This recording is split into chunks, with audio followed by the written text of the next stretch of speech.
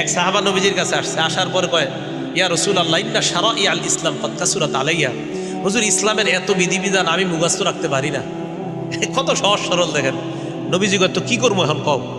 হুজুর, আখবিরনি বিআমালিন, এমন একটা আমল আমার সংক্ষেপে শিখাইয়া দেন, আতাশাব্বাসু বিহি, আমি যেটা সবসময় আমল করতে পারি, যেহেতু সব মনে রাখতে পারি না, সংক্ষেপে একটা শিখাইয়া দেন যেটা আমলও করতে পারি, মনেও রাখতে পারি, আর মরলে যেন হুজুর তাড়াতাড়ি জান্নাতে যেতে পারি।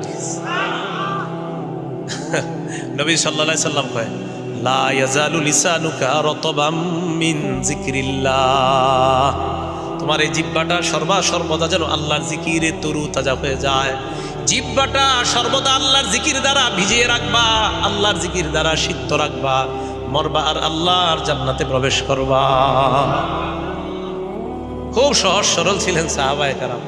যা বলতেছিলাম, তো হুজুর লুঙ্গিটা ছাড়া আমার কিছু নেই। আল্লাহ নবী